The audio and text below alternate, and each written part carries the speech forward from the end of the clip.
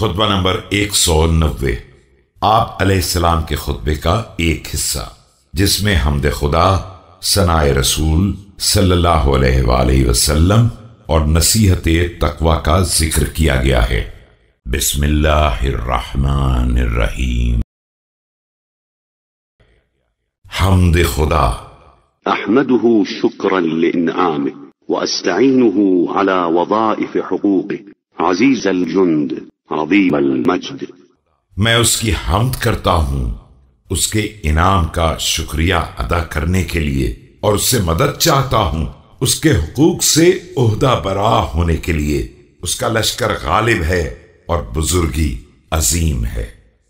ثناء رسول صلی اللہ علیہ وآلہ وسلم۔ واشهد ان محمدا عبده ورسوله دعا الى طاعته وقاهر اعداءه جهادا عن دينه لا يثنيه عن ذلك اجتماع على تكذيبه والتماس لاطفاء نوره۔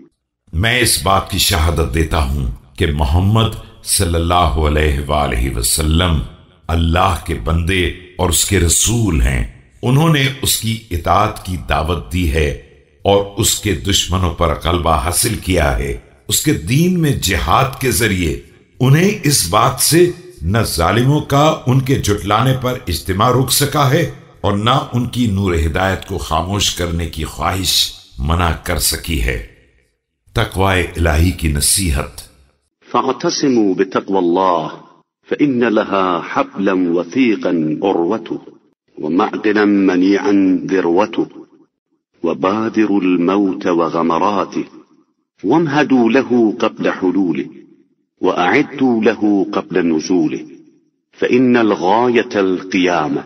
تم لوگ تقوی الہی سے وابستہ ہو جاؤ کہ اس کی ریسمان کے بندھن مضبوط اور اس کی پناہ کی چوٹی ہر جہت سے محفوظ ہے۔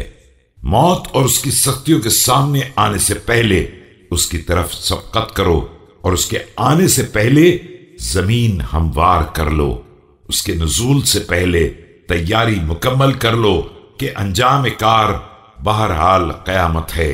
وكفى بذلك واعدا لمن عقل ومعتبرا لمن جهل وقبل بلوغ الغاية ما تعلمون من ضيق الأرماس وشدة الإبلاس وهول المطلع وروعات الفزع واختلاف الأضلاع۔ اور یہ بات ہر اس شخص کی نصیحت کے لیے کافی ہے جو صاحب عقل ہو، اور اس میں جاہل کے لیے بھی عبرت کا سامان ہے۔